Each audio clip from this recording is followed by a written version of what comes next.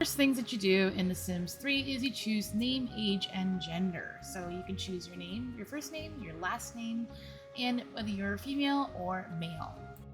Bobsone Zatorb. Unlike The Sims 3, you can choose so many options in The Sims 4, such as your first name, your last name, your preferred pronouns. You can even make custom pronouns. You can also choose whether or not you have a masculine frame or female frame. You can choose whether or not your sim can become pregnant, get others pregnant, or neither. You can choose your sexual orientation. You can choose what your woohooing preferences are. You can choose whether or not your sim can use toilet standing up or not, produce milk or not. There is a lot more options as far as this portion of CAS is concerned between both games. Of course, when Sims 3 was created, it was a little while ago, but we've come a long ways, and The Sims 4 definitely does this portion correct as far as CAS is concerned. In The Sims 3, if you have supernatural, you get werewolf, fairy, witch, vampire, and ghost, and if you have showtime, you get the genie. In The Sims 4, the occults are all separated into their own packs. However, there is many available, such as the alien, the vampire, the mermaid, the spellcaster, and the werewolf. Unfortunately, again, they are all separated into their own packs for The Sims 4, unlike The Sims 3, Supernaturals, and Showtime. In The Sims 3, there are 6 life stages: toddler, child, teenager, young adult, adult, and elder. They all have their own slider options as well for their body types.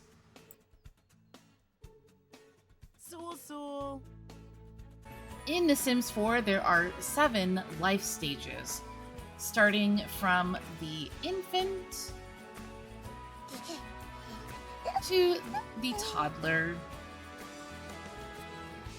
then the child, then the teenager, into the young adult, then adult, and then of course the elder. Chilo Jabeen. To be yix. In The Sims 3, you can have 5 different trait options.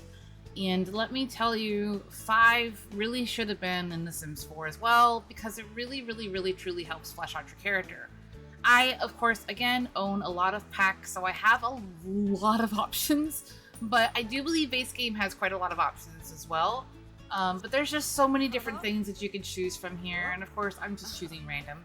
If you want to add a trait, you click on a trait and you click the arrow up, and if you want to remove a trait, you just click on the trait above and you click the arrow down. And then of course there is I'm currently in the all tab, but there is actual sections that you can choose from. And of course, again, you can choose a lifetime wish, not an aspiration, in The Sims 3, and there is tons to choose from. Unlike The Sims 3, this is a aspiration option, and depending on the packs you own, depends on what you have here. And again, depending on the packs you own, depends on the traits that you have. And of course, there is only 3 slots. And in-game itself, you can have your sim unlock more traits, but as far as create a sim is concerned, which what we're concentrating on right now, there is only 3 trait options that you can have. And of course, in Sims 3, you can choose your favorite food, and there's a lot of options here, including tofu options or vegan options. And you can choose your favorite music, and of course, you could choose your favorite color as well.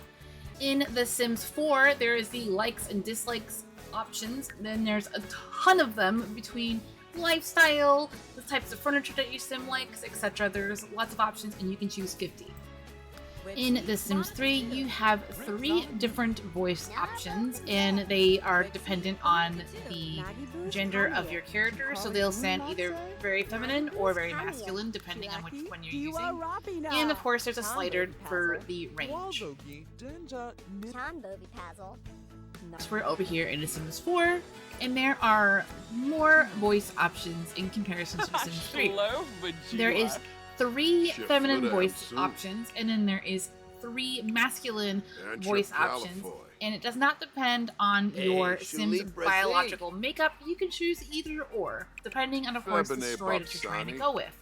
Shanib And they're Doyen. all named something different. Oh, But Sengu it's pretty cool. There's a Friendship pretty is the extreme lady. difference between the voices, of course, Narshkel? between Huh? Sims 3 and Sims 4. Weasel Sims Gabi. 4 is definitely a little bit more diverse when it comes to Lame. options is concerned, but of course, again, Magoon, I gosh. reiterate, The Sims 4 is a little newer in Febine comparison. Lovo. We're in a different One period of time beret. with more inclusivity in Little games, Lex or and this Arba. is a great example of that. Pretty Gadarba. Aphorisma. Yasin Edge Naborf. In The Sims 3, you can also choose your astrological sign, and it does affect your personality trait. And of And course, more here we from go. Oposa. Another difference between the two is that you can actually have your own walk style. There are 1, 2, 3, 4, 5, 6, 7, 8, 9, and 10 different walk styles. That includes the default walk style. Oh. One big difference in The Sims 3 is that there are sliders. You cannot push and pull directly on the body of the sim. You only have slider options to choose your body size and your muscle size, definition, etc. And of course, in The Sims 4, you have something quite similar. You have the sliders here to the left. You can make him pretty Damn full skinny, Magosi. really, really big, super muscly, muscles, Oh.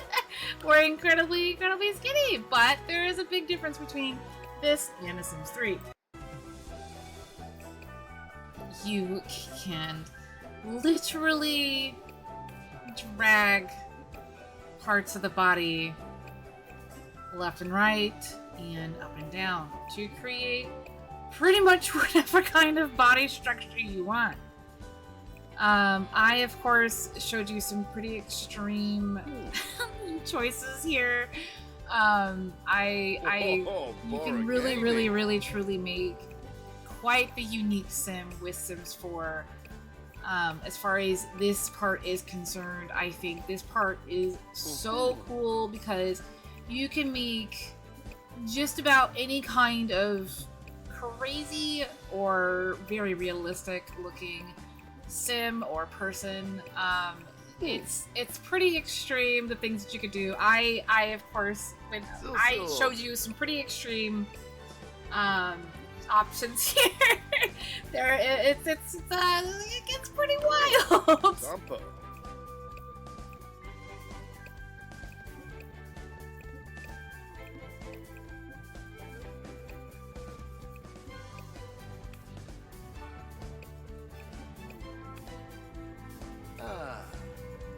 So this was really a cool thing that The Sims does. So hi, would you like to create my story? We'll start with a fun personality quiz, and then you answer a bunch of different questions depending on what you are going with. So like, it's a 3 like option questionnaire, or you can just go to the next question if it's not something that fits the narrative that you would like to go with.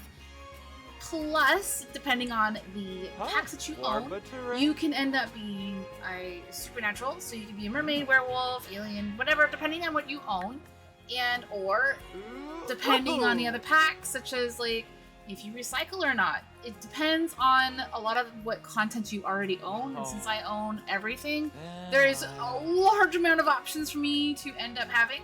It'll also affect how much money you have in the game. It'll affect possibly your career if you have one, if you don't. It'll affect your skills, so sometimes it'll give you a really high skill in something. So it's actually a really cool way to start the game, and this is of course just an option. This shows up when you first go in to create a new game. And if you would like to do this within your game, you can do this when you go to create a new sim. It's an option that you have no matter what. You can go into this mode, which is a really, really cool thing, I think personally. I actually really don't use this mode. You cannot change your traits. I think you can change your aspiration. I'm pretty sure you can. And then you can add your likes and dislikes, and you can go ahead and edit your sim once you are finished. At the end, I end up being a spellcaster. It is a male spellcaster, and he has a job, a skill that he's good at, etc. But I mean, he's a pretty unique looking guy. But you can change what he looks like if you wanted to. And that's pretty much that. It's pretty cool. It's a really, really cool way to start the game and kind of a unique challenge.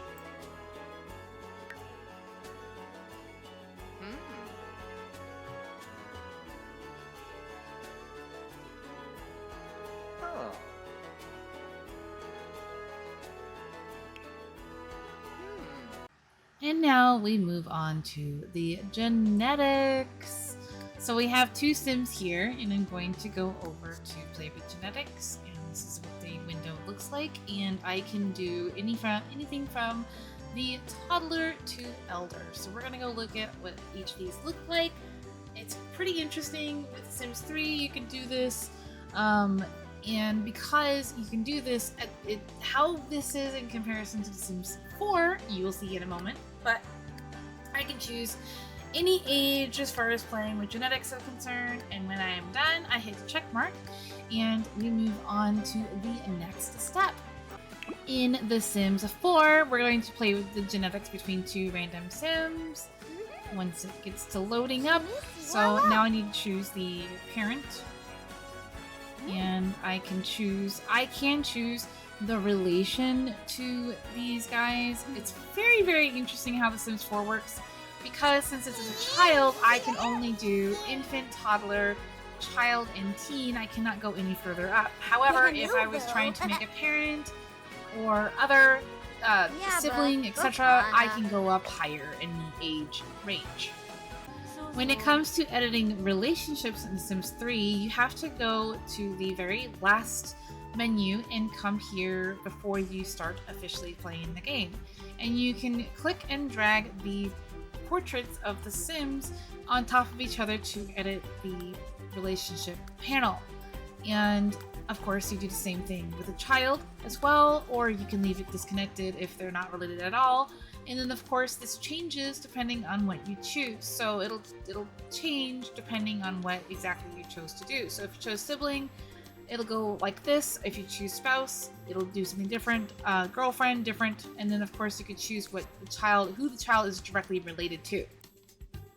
And of course in The Sims 4, it is a little bit different. We're going to go over here to the mother, and then you can choose the family dynamic within this portion of Creative Sim, and there's a lot of different options, and then depending on what you choose depends on the dynamic that you have with them. So we're going to choose husband, and then we're going to make sure that the daughter is related to us as well, and then depending on again your relationship with the other, that's like the third sim. If it's your sibling, you're going to have a different type of family dynamic. If you're going to have household member, you're not going to have any type of family dynamic. But if they're the daughter or son, you will have many choices for family dynamic. And the same thing goes with the other parents in the household. Doesn't matter if they're male or female.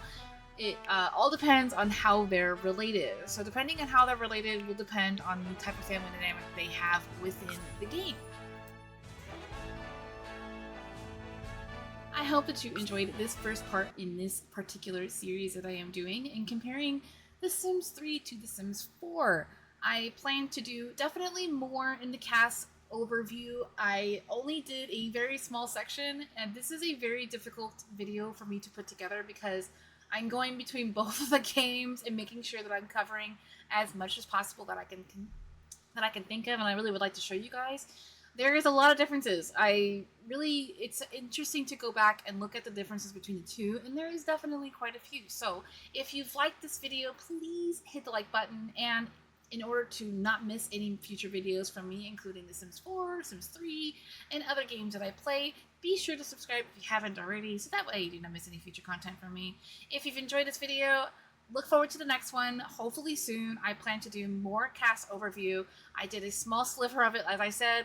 This is a lot of work, a lot more work than I was anticipating. So I hope that you enjoyed it, and take care of yourselves. I'll see you in the next one.